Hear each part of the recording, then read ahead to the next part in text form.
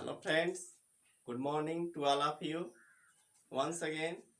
एक बार हम लोग फिर अपने चैनल में हाजिर हैं। आज हम लोग क्लास 9th रसायन विज्ञान का पहला अध्याय हमारे आसपास के पदार्थ का दूसरा वीडियो देखेंगे। इसके पहले हम एक पार्ट बनाए हैं जिसमें पदार्थ क्या है, उसकी कितनी अवस्थाएं, इसके बारे में हम लोग डिस्कस किए हैं। आज हम लोग देखेंगे अध्याय फर्स्ट का पार्ट 2। इसमें आज हम लोग पढ़ेंगे क्या पदार्थ अपनी अवस्थाओं को बदल सकता है। क्या पदार्थ या क्या पदार्थ में अवस्था परिवर्तन होता है। लिखेंगे हेडिंग, पदार्थ या द्रव्य का अवस्था परिवर्तन।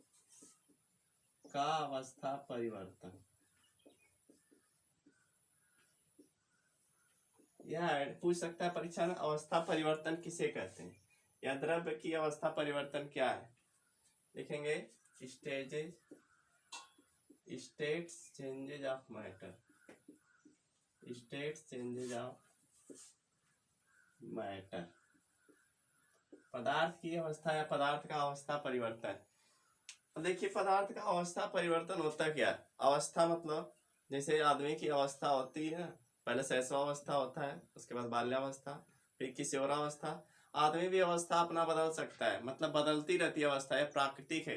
उसी तरह पदार्थ, कोई भी पदार्थ हो, जैसे ठोस हो, द्रव हो, गैस हो, इसमें हम कुछ क्रिया करके या कुछ बल लगा के हम इसकी अवस्था को बदल सकते हैं। मतलब जैसे ठोस पदार्थ है तो उसको हम द्रव में बदल सकते हैं, द्रव है कोई तो उसको गैस में, या इसका उल्टा कर सकते हैं, गैस है तो उसको द्रव में, द्रव को ठोस में। तो इसी को हम क्या कहते हैं, अवस्था परिवर्तन। यानी जब कोई पदार्थ एक अवस्था से दूसरे अवस्था में चला जाता है उसे क्या कहेंगे, अवस्था परिवर्तन कहते हैं। जब कोई पदार्थ, नोट करेंगे, जब कोई पदार्थ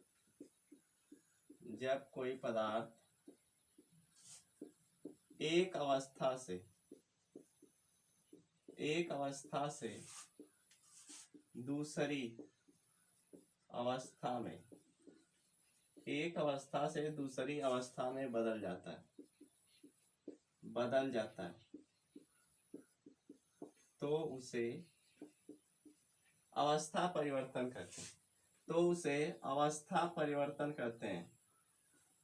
अब बात आएगी कि पदार्थ बदलेगा कैसे एक अवस्था से दूसरी अवस्था में। जैसे लिखेंगे, इसमें अवस्था परिवर्तन लिखेंगे, जैसे ठोस का द्रव में बदल जाना, ठोस का द्रव में बदल जाना, द्रव का गैस में बदल जाना, द्रव का गैस में बदल जाना। ठीक है, ये हो गया क्या, अवस्था परिवर्तन। कोई ठोस पदार्थ है तो उसको हम लोग द्रव में कैसे चेंज करेंगे। और उसको द्रव में चेंज करना होगा तो उसको ताप देना पड़ेगा, जिस ताप पे वह पिघल जाए। इतना ताप देंगे जब तक कि वह पिघले ना। जब वह पिघल जाएगा तो खुद ही द्रव अवस्था में आ जाएगा, द्रव बन जाएगा। और द्रव जानते हैं आप लोग पदार्थ की एक अवस्था है जिसका डिस्कस हम लोग पहले वीडियो में कर चुके हैं। 3 अवस्थाओं के बारे में पढ़ाया उसमें, ठोस, द्रव, गैस। ठीक है, तो ठोस अगर कोई वस्तु है, जैसे मार्कर ही है, इसको द्रव में बदलना होगा तो क्या करेंगे, इसको गर्म करेंगे। तो गर्म करेंगे तो यह क्या होगा, एक निश्चित ताप आएगा जहाँ पे यह पिघल जाएगा और द्रव अवस्था में बदल जाएगा। तो चेंज हो गया ना अवस्था, इसी को कहते हैं अवस्था परिवर्तन। जब कोई पदार्थ एक अवस्था से, मतलब वह जिस अवस्था में है वह उससे दूसरी अवस्था में बदल जाए, उसी को क्या कहेंगे, अवस्था परिवर्तन। आगे देखेंगे अवस्था परिवर्तन हम कैसे कर सकते हैं। अवस्था परिवर्तित करने के लिए हम जैसे उसको ताप देंगे, या उसको कोई ऊर्जा देंगे, या उसका दाब देंगे, उस पर दाब देंगे। इस प्रकार क्या हो जाएगा, वह एक अवस्था से दूसरी अवस्था में बदल जाएगा। यहाँ पे बना लेंगे इस तरह, यहाँ लिखेंगे ठोस, यहाँ लिखेंगे द्रव और गैस। 3 अवस्थाएं होंगी पदार्थ की, मुख्यतः 3 ही अवस्था होती है पदार्थ की। और चौथा पांचवा आप लोगों को बताया है, प्लाज्मा और बोस कंडेंसेट। ठीक है, अगर कोई पदार्थ ठोस है तो इसका अगर अवस्था परिवर्तन करके इसको द्रव बनाना है, द्रव में क्या करेंगे, तो यहाँ देंगे ताप। ठीक है, जब हम ताप देंगे तो यह क्या होगा, ठोस द्रव में बदल जाएगा।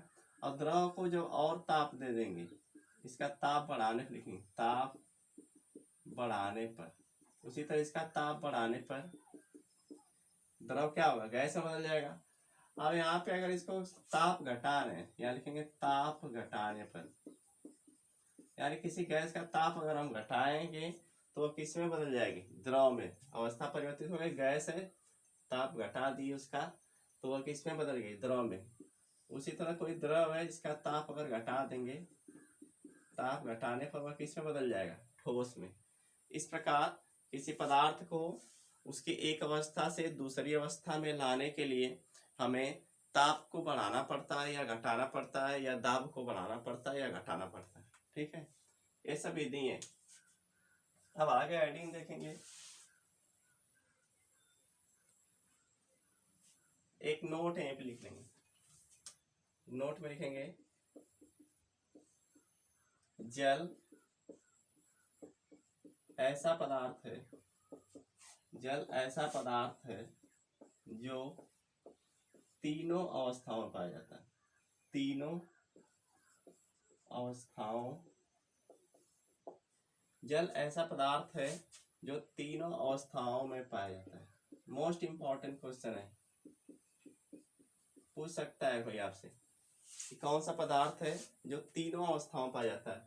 तो जल आप लोग देखेंगे तीनों अवस्था में होता है, बर्फ होता है द्रव के रूप में देखेंगे, और गैस या वाष्प के रूप में आप लोग देखते हैं। वाष्प क्या है, गैसीय अवस्था है जल की।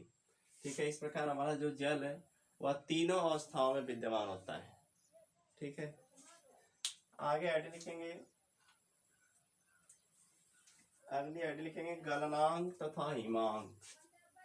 पदार्थ के कुछ गुण होते हैं जिसको हमको पढ़ना है, जैसे इसमें गलनांक तथा हिमांक हेडिंग लिखेंगे। गलनांक पहले पढ़े जानेंगे, गलनांक क्या, इंग्लिश में कहते हैं मेल्टिंग पॉइंट, मेल्टिंग पॉइंट जिसको कहते हैं गलनांक।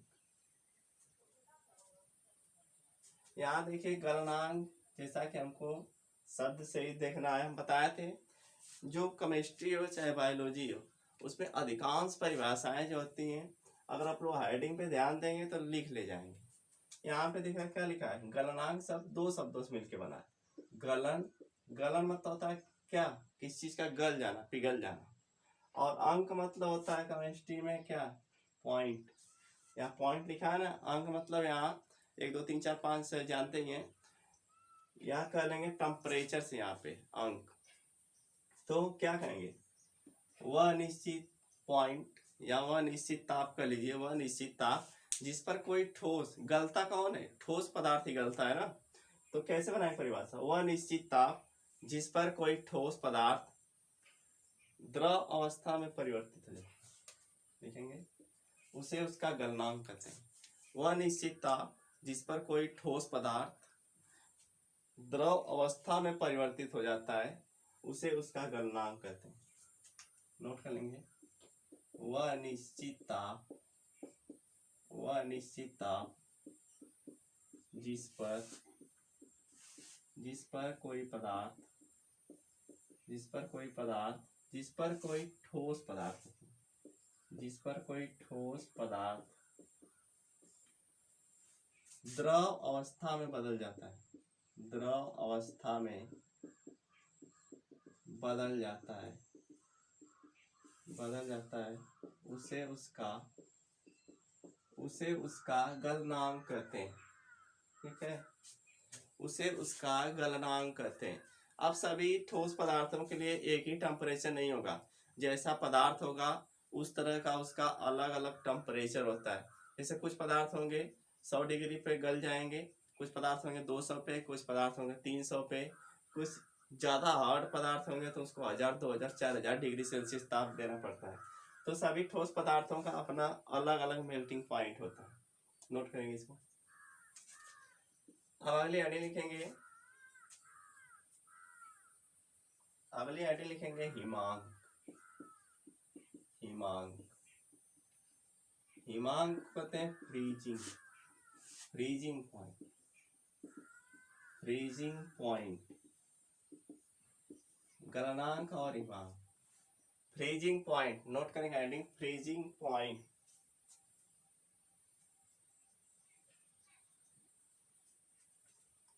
देखेंगे फ्रीजिंग पॉइंट का है, यहाँ क्या लिखा है, हिम, हिमांक शब्द दो शब्द, हिम प्लस अंक से मिलके बना। हिम का मतलब होता है क्या, बर्फ से, आप लोग जानते हो बर्फ क्या होता है, एक ठोस पदार्थ होता है। तो हिम मतलब बर्फ और अंक मतलब अभी बताएं टेम्परेचर। यहाँ केमिस्ट्री में अंक से क्या है, पॉइंट, टेम्परेचर, ठीक है। तो वह निश्चित ताप या वह निश्चित अंक या वह निश्चित पॉइंट जिस पर आप, जाहिर सी बात है कि हिम में कौन चेंज होता है, आप लोग जानते होंगे कि जल को रखते हैं तभी हिम बनता है। यानी जल क्या है, द्रव अवस्था में रहता है और उसका जब टेम्परेचर घटा देते हैं, फ्रीज में रख देते हैं, तो वह किस में बदल जाता है, हिम में, मतलब बर्फ में बदल जाता है। तो क्या कहेंगे, वह निश्चित ताप जिस पर कोई द्रव ठोस अवस्था में बदल जाए, वह निश्चित ताप जिस पर कोई द्रव ठोस अवस्था में बदल जाता है उसे उसका हिमांक कहते हैं। नोट करेंगे परिभाषा, वह निश्चित ताप, वह निश्चित ताप, वह निश्चित ताप जिस पर कोई द्रव ठोस अवस्था में परिवर्तित हो जाता है, ठोस अवस्था में परिवर्तित, ठोस अवस्था में परिवर्तित हो जाता है, परिवर्तित हो जाता है, उसे उसका हिमांक कहते हैं, उसे उसका हिमांक कहते हैं, हिमांक, उसे उसका हिमांक कहते हैं। जिस ताप पर, कुछ को कहेंगे हिमांक, किसको कहेंगे, जो परिवर्तित हो रहा उसको नहीं, जिस ताप पे कहेंगे, जिस ताप पे द्रव ठोस अवस्था में बदल रहा उसी ताप को उसका हिमांक कहते हैं। ठीक, मुझे आशा है आप लोगों को समझ में आ रहा हो। बीच बीच में वीडियो को लाइक करते रहिए, शेयर करते रहिए, और चैनल पे नए हैं तो सब्सक्राइब कर लीजिए, जिससे कि कोई वीडियो डाले तो आप लोगों के यहाँ जल्दी से पहुंच जाए। आगे देखेंगे, अगली हेडिंग लिखेंगे क्वथनांक। अगली हेडिंग नोट करेंगे क्वथनांक। ये सब इंपॉर्टेंट छोटी छोटी हेडिंग है जो आप लोग पहले चैप्टर से पूछेगा। इंग्लिश में कहते हैं बॉइलिंग पॉइंट, बॉइलिंग पॉइंट।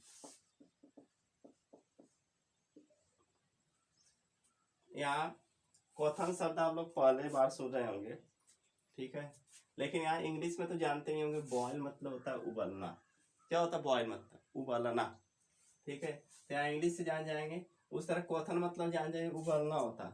जहाँ क्वथन शब्द लिखा रहेगा उसका मतलब क्या होगा, उबलना, खौलना जिसको कहते हैं। जैसे पानी वगैरह खौलाते हैं आप लोग ना घर पे, तो उसको क्या करते हैं, एक निश्चित ताप देते हैं, जब तक उस ताप तक नहीं पहुंचेगा पानी खौलवा नहीं करेगा, उसी तरह पड़ा रहेगा। धीरे धीरे गर्म गैस कर दीजिए, देखिए बहुत देर तक उसी तरह पड़ा रहेगा, हल्का हल्का गर्म होगा।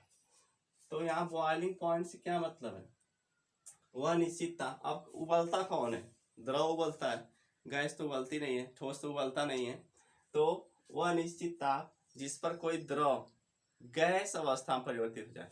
अब पानी को उबालते रहे क्या देखते हो गायब हो जाता है, वायुमंडल में चला जाता है, गैस ही अवस्था में परिवर्तित हो जाता है। तो क्या कहेंगे, वह निश्चित ताप जिस पर कोई द्रव वाष्प में या गैसीय अवस्था में परिवर्तित हो जाता है उसी को उसका क्वथनांक कहते हैं।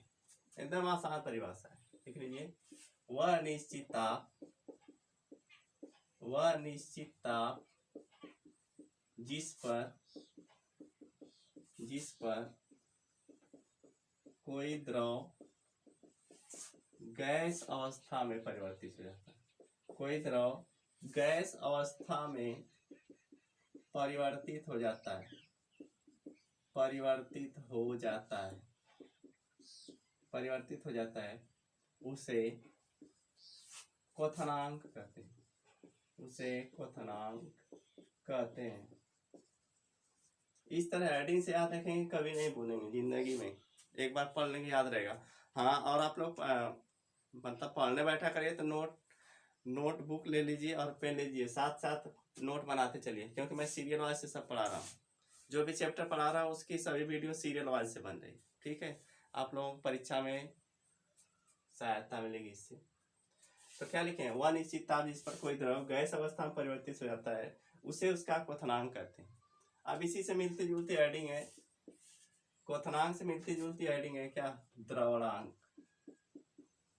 द्रवणांक लिखेंगे, द्रवणांक, द्रवणांक को लिक्विफैक्शन कहते हैं, लिक्विफैक्शन, लिक्विफैक्शन पॉइंट। लिक्विफाइड आप लोग शब्द पढ़े होंगे, एक लिक्विफाइड, लिक्विफाइड मतलब होता है लिक्विड में बदल देना, ठीक है, उसी लिक्विफाइड से बना लिक्विफैक्शन पॉइंट। अब लिक्विफैक्शन पॉइंट क्या है, द्रवण और अंक। द्रवण मतलब द्रव में बदल जाना, और अंक मतलब जानते हैं टेम्परेचर, यानी वह निश्चित ताप जिस पर कोई गैस द्रव अवस्था में बदल जाएगी, ठीक है, वह निश्चित ताप जिस पर कोई गैसीय पदार्थ द्रव अवस्था में बदल जाएगा उसे क्या कहेंगे, द्रवणांक कहते हैं। क्वथनांक का उल्टा होगा द्रवणांक। जैसे क्वथनांक में द्रव गैस अवस्था में बदल रहा था, उसी तरह द्रवणांक में क्या होगा, गैस से द्रव में बदल जाएगा, जाहिर सी बात है। देखेंगे वह निश्चित ताप, वह निश्चित ताप जिस पर कोई गैस द्रव अवस्था में परिवर्तित हो जाती है, कोई गैस द्रव अवस्था में बदल जाती है या परिवर्तित हो जाती है, बदल जाती है, उसे उसका द्रवणांक कहते हैं, द्रवणांक कहते हैं। नोट करेंगे। अब देखेंगे स्टूडेंट, सभी पदार्थों का अलग अलग क्वथनांक होता है, सभी पदार्थों का अलग अलग द्रवणांक होता है। इतने सारे पदार्थ हैं, सबका अलग अलग होता है। ये मत कहिएगा कि एक ही टेम्परेचर होता है जिसपे सभी क्या हो, सभी उसको वही द्रवणांक है, वही क्वथनांक, सबका अलग अलग होगा अपना। आगे आगे लिखेंगे, वाष्पन या वाष्पीकरण। ऐसे लिखेंगे वाष्पन या वाष्पीकरण, बात एक ही है, वाष्पन या वाष्पीकरण करते हैं। एक चीज हम यहाँ पे बता देना चाहते हैं आप लोगों को, वेपराइजेशन, वेपराइजेशन नोट करेंगे। वेपर मतलब होता है वाष्प, वेपर से बना वाष्पीकरण, वेपराइजेशन।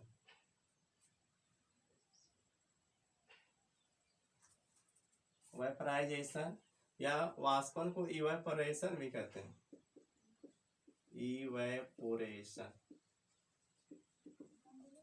इवेपोरेशन, ठीक है, वेपराइजेशन या इवेपोरेशन बोलते हैं इसको।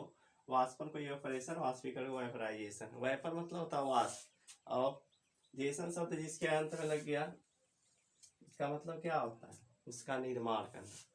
देखिए विज्ञान में अगर किसी के अंत में करण शब्द लगा, करण, जैसे हाइड्रोजनीकरण, ऑक्सीकरण, तो उसका मतलब क्या होता है, वही चीज बन जाना, ठीक है। करण शब्द लग गया मतलब, अब यहाँ वाष्प में करण लिखा है, वाष्पीकरण मतलब कि कोई पदार्थ होगा जिसका करण हो जाएगा, यानी वाष्प में बदल जाने की प्रक्रिया को क्या कहेंगे, वाष्पीकरण कहेंगे। अब वाष्प में बदलता कौन है, द्रव। मेनली यहाँ पे वाष्पीकरण शब्द इस्तेमाल किया जाता है द्रव यानी जल के लिए।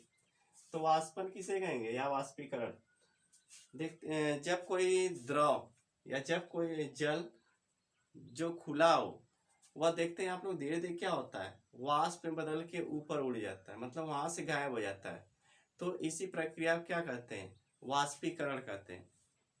यानी जब कोई द्रव वाष्प में बदल जाता है, यहाँ मेनली जल की बात करते हैं, जल की, ठीक है, क्योंकि जल सभी जगह विद्यमान है पृथ्वी पे। और देखते हैं आप लोग पृथ्वी पे कहीं भी जल हो, चाहे नदियों में और तालाबों में, नहरों में, वह जब धूप लगती है यानी गर्म होता है तो वह धीरे धीरे वहां से सूख जाता है। ऐसा क्यों होता है, क्योंकि जब उसका टेम्परेचर बढ़ता है तो जल के अणु जो होते हैं उसकी गतिज ऊर्जा बढ़ जाती है और अपनी सतह को छोड़ के वायुमंडल में चले जाते हैं। इसी प्रक्रिया को वाष्पीकरण कहते हैं, ठीक है। तो क्या बोलेंगे, जल का वाष्प में बदलने की प्रक्रिया को वाष्पीकरण कहते हैं। या लिखेंगे जल का वाष्प में बदलने, इस तरह लिखेंगे, जल के, लिखेंगे जल के अणुओं का, जल के अणुओं का अपनी सतह को छोड़कर, अपनी सतह को, अपनी सतह को छोड़कर वायुमंडल में, वायुमंडल में चले जाने, वायुमंडल में वाष्प बनकर, वाष्प बनकर चले जाने की प्रक्रिया को, जल के अणुओं का अपनी सतह को छोड़कर वायुमंडल में वाष्प बनकर चले जाने की प्रक्रिया को, जाने की प्रक्रिया को, प्रक्रिया को वाष्पीकरण या वाष्पन कर, वाष्पीकरण कहते हैं। ठीक है, नोट कर लेंगे इसको। आगे इसमें महत्वपूर्ण बिंदु यह लिख लेंगे, यह प्रक्रिया किसी भी ताप पर हो सकती है, लिखेंगे इसके लिए कोई ताप निश्चित नहीं होता, चाहे कम धूप रहेगी तब भी देखते हैं पानी सूख जाता है नीचे का या तालाबों नहरों का, और ज्यादा धूप रहती तब भी। तो इस प्रक्रिया के में ताप निश्चित नहीं होता, लिखेंगे यह प्रक्रिया यानी वाष्पीकरण या वाष्पन की प्रक्रिया, यह प्रक्रिया किसी भी ताप पर हो सकती है, किसी भी ताप पर हो सकती है। ठीक है, नोट कर लेंगे, यह महत्वपूर्ण बिंदु था।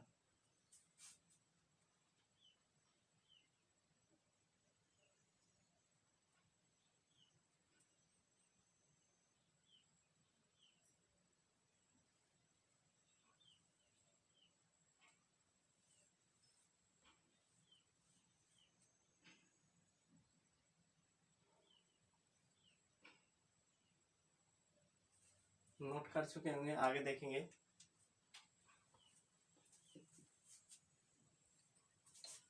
आगे देखेंगे, हेडिंग लिखेंगे संघनन, एक हेडिंग लिखेंगे संघनन, ये सब मोस्ट इम्पोर्टेंट हेडिंग है, परीक्षा में पूछ सकता है। कंडेंसेशन, कंडेंसेशन, देखिए संघनन क्या होता है, संघनित मतलब संघनित हो जाता है, घन और बीरल सुने होंगे, बीरल आप लोग सुने होंगे, तो घन मतलब क्या होता है, घना, कोई चीज जैसे इस तरह घनी हो तो इसे क्या कहते हैं, संघनन, मतलब घना कहते हैं। अब उसी घना शब्द से बना संघनन, मतलब इसी घन हो जाने की प्रक्रिया को क्या कहेंगे, संघनन।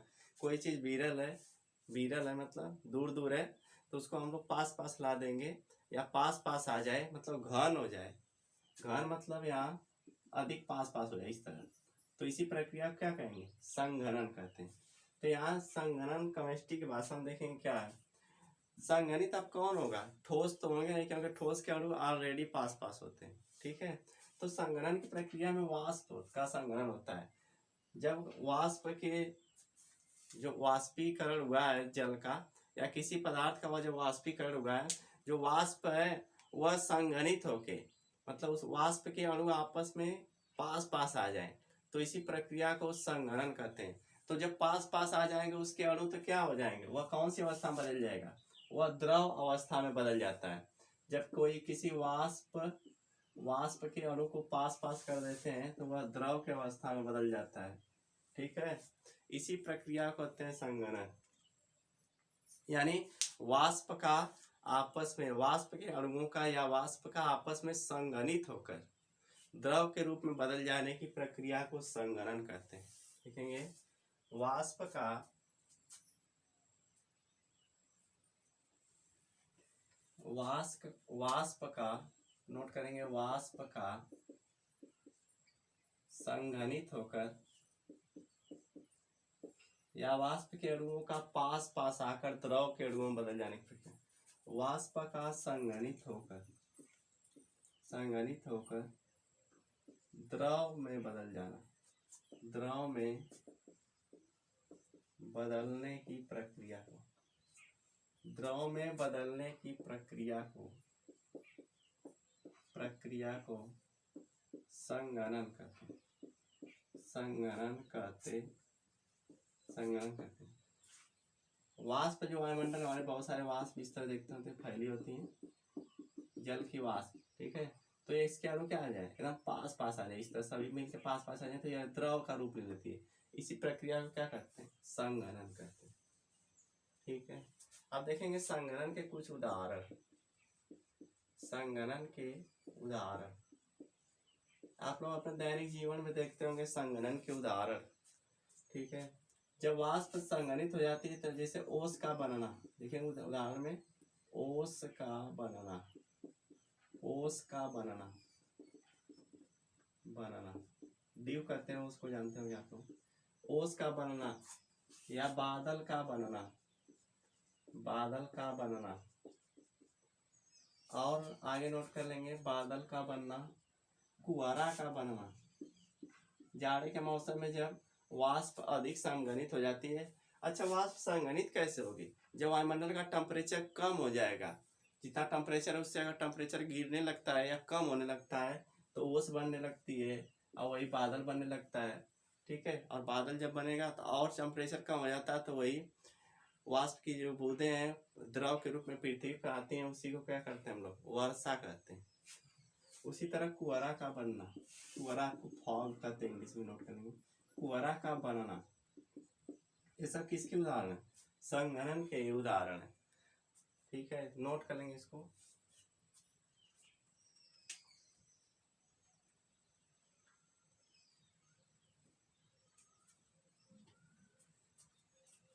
एक और एग्जाम्पल हम लोग आप लोगों को बता रहे हैं, मजेदार क्वेश्चन है, इसको देखेंगे। जैसे आप लोग देखते होंगे अगर कोई बर्फ से भरा गिलास हो या कोई भी बर्फ से भरा बोतल हो या गिलास हो, उसके बाहरी सतह पर क्या होता है, बूंदे दिखाई देने लगती। अगर हम किसी गिलास में बर्फ के टुकड़े इस तरह भर दें या किसी बोतल में बर्फ के टुकड़े भर देते हैं तो देखते हैं इसकी बाहरी सतह पे इस तरह जल की बूंदें दिखाई देने लगती है। क्यों, यह क्वेश्चन पूछता है कि बर्फ से भरे गिलास की बाहरी सतह पर जल की बूंदें दिखाई देने लगती हैं, क्यों, कारण बताइए। तो यह ऐसा क्यों होता है, क्योंकि यह संघनन के कारण ही होता है, संघनन के कारण। अब कहेंगे कैसे, क्योंकि यह गिलास के का जो टेम्परेचर है वह बाहरी वायुमंडल के टेम्परेचर से एकदम कम है। इसके अंदर का ताप क्या है, कम है, और बाहर का ताप क्या, हमारे वायुमंडल का ताप अधिक है। तो यहाँ द्रव किस रूप में है, वाष्प के रूप में है। ठीक है, यहाँ वाष्प के रूप में है, और यहाँ अंदर क्या है, ठोस के रूप में, क्योंकि बर्फ का टेम्परेचर कम है इसलिए वह ठोस की अवस्था में। जैसे ही हमारी बाहर की वाष्प इसके गिलास के सतह से बाहरी सतह से टकराती है तो इसका भी टेम्परेचर क्या हो जाता है, कम हो जाता है। क्यों, क्योंकि गिलास ठंडी है, टेम्परेचर कम हो जाता है, इसलिए हमारी जो वाष्प की या जो वाष्प है इसके सतह से टकरा के वह क्या होती है, आपस में जुड़ जाती है, संघनित हो जाती है और वह द्रव का रूप ले लेती है। वही द्रव की बूंदें हमें क्या होती हैं, दिखाई देती हैं। चाहे गिलास हो, चाहे आप लोग फ्रिज से जो बॉटल निकालते हैं देखते हैं उसको कहीं रख देंगे तो बाहर नीचे पानी निकलने लगता है। तो पानी ऐसा नहीं कि बॉटल के अंदर छिद्र है, पानी बाहर से छिद्र से बाहर निकल रहा है, अंदर का पानी नहीं, वो जो वायुमंडल में जो नमी है, क्योंकि वायुमंडल में नमी हमेशा विद्यमान रहती है या विद्यमान है, जो वाष्प के रूप में है। जैसे ही वह बॉटल से टकराती है, जो बॉटल फ्रिज से निकाले हैं उसका टेम्परेचर कम है, और जैसे ही उससे वह टकराती है वह ठंडा होकर द्रव के रूप में बदल जाती है और हमको द्रव के रूप में पानी दिखाई देने लगता है। ठीक है, ऐसा एक छोटा सा क्वेश्चन लिख लेंगे आप लोग, काम देगा, परीक्षा में पूछ सकता है। आगे एक हेडिंग लिखेंगे ऊर्ध्वपातन, मोस्ट इंपॉर्टेंट हेडिंग, ऊर्ध्वपातन, सब्लिमेशन कहते हैं इसको, सब्लिमेशन। देखिए ऊर्ध्वपातन क्या होता है, सब्लिमेशन। कुछ ठोस पदार्थ ऐसे होते हैं, कुछ ठोस पदार्थ ऐसे होते हैं जिनको गर्म करने पर वह सीधे गैस अवस्था में बदल जाते हैं। कुछ ठोस पदार्थ ऐसे होते हैं जिन्हें गर्म करने पर वह सीधे किस में बदल जाते हैं, गैस अवस्था में बदल जाते हैं। तो इसी प्रक्रिया को क्या कहते हैं, ऊर्ध्वपातन कहते हैं। जब किसी ठोस, उस तरह नॉर्मल क्या देखते हैं आप लोग, नॉर्मल प्रक्रिया यह होती है जब ठोस को गर्म करते हैं तो वह द्रव में बदलता है, द्रव के बाद और गर्म करेंगे तो वह किस में बदल जाता है, गैस में बदल जाता है। यह सामान्य प्रक्रिया यह घटित होती है, ठीक है, किसी ठोस के साथ। लेकिन हमारे इस संसार में कुछ पदार्थ ऐसे ठोस पदार्थ पाए जाते हैं जिनको हम क्या करेंगे, अगर इसको गर्म करेंगे तो यह सीधे द्रव में नहीं बदलेंगे, सीधे गैस में बदल जाएंगे। तो इन पदार्थों को ऊर्ध्वपातज कहते हैं। इन पदार्थों को ऊर्ध्वपातज, ध्यान देंगे, वहां ऊर्ध्वपातन लिखा है, यहाँ ऊर्ध्वपातज। इन पदार्थों को ऊर्ध्वपातज कहते हैं तथा इस प्रक्रिया को ऊर्ध्वपातन कहते हैं। ठीक है, नोट करेंगे। जब किसी ठोस पदार्थ को गर्म करने पर, लिखेंगे, जब किसी ठोस पदार्थ को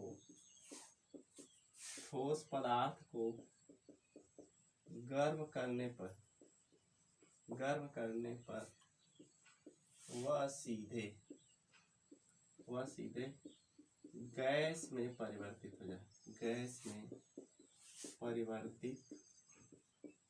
हो जाता है।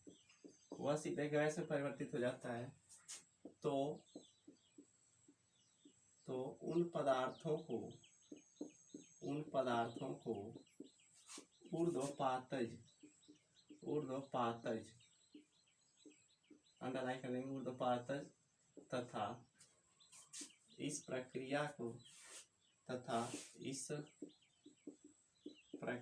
को ऊर्ध्वपातन कहते हैं। ऊर्ध्वपातन या मोस्ट इंपॉर्टेंट है, बार बार पेपर में पूछता है, आप नोट कर लेंगे, ऊर्ध्वपातन कहते हैं। ठीक है, राइटिंग में ध्यान मत दीजिए क्योंकि मैं जल्दी जल्दी लिख रहा हूँ, राइटिंग टेढ़ा मेढ़ा हो सकता है। ठीक है, ऊर्ध्वपातन कहते हैं। जैसे एग्जाम्पल देख लेंगे, कौन कौन से ऐसे पदार्थ हैं जो हमारे प्रकृति में या जो हमारे एनवायरमेंट इसमें पाए जाते हैं यूनिवर्स में। जैसे देखेंगे कपूर का नाम लो आपने सुने होंगे, कैम्फर कहते हैं जिसको, कपूर को क्या करते हैं हम लोग, ठोस पदार्थ होता है, जब उसको जलाते हैं सीधे क्या होता है, द्रव में नहीं बदलता, सीधे गैस में बन के उड़ जाता है। इसी तरह नवसादर एक पदार्थ होता है, नवसादर। ठीक है, इसको भी जब जलाते हैं तो यह सीधे किस में बदलता है, गैस में। आयोडीन का नाम आप लोग सुने होंगे, जो नमक में पाया जाता है वो आयोडीन, उसको भी गर्म कर दें क्या होता है, वह सीधे गैस में बदल जाएगा। अब नमक को मत आप लोग गर्म करने लगिएगा, नमक को गर्म करें वह गैस में बदल जाए, नमक को नहीं, जो नमक में आयोडीन एक तत्व होता है वह मिलाया जाता है, उसको गर्म करने पे वह, ये नहीं घर पे जाके नमक को गर्म करने लगे कि नहीं बदल रहा है, गलत पढ़ा दी, नहीं। कपूर, नवसादर, आयोडीन आदि कर लीजिए। ठीक है, ये सब ऐसे पदार्थ, कैसे पदार्थ है, ऊर्ध्वपातज पदार्थ, नोट कर लेंगे उसको।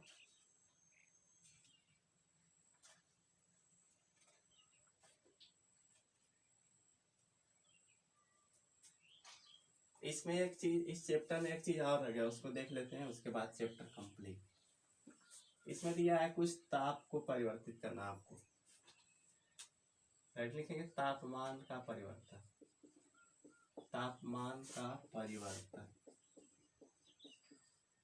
का परिवर्तन, चेंजेस इन टेम्परेचर,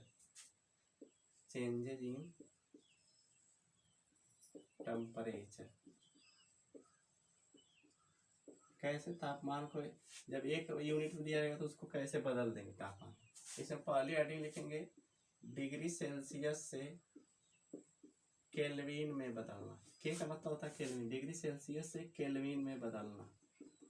अगर आपको कोई टेम्परेचर डिग्री सेल्सियस से दिया है तो उसको केल्विन में बदलिए, तो क्या करेंगे, इसके लिए हम दिए गए डिग्री सेल्सियस टेम्परेचर में 273 जोड़ देते हैं।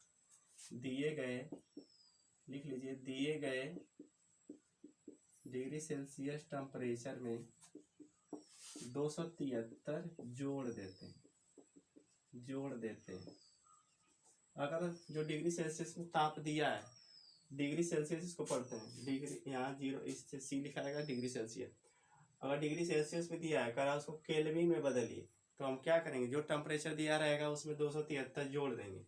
यहाँ जैसे देखेंगे एग्जाम्पल, जैसे हम देते हैं 27 डिग्री सेल्सियस, ताप को केल्विन में बदलिए, तो क्या बताएं, 273 जोड़ दीजिए, तो 27 प्लस 273 इसका हो जाएगा क्या, 7 3 10, 7 2 9 1 10 को 0 2 1 3, यहाँ 300 केल्विन, ये आंसर हो जाएगा। यदि 125 डिग्री सेल्सियस ताप को केल्विन में बदलिए तो 125 प्लस 273 तो हो जाएगा 5 3 8 7 2 9 2 1 3, 398 केल्विन।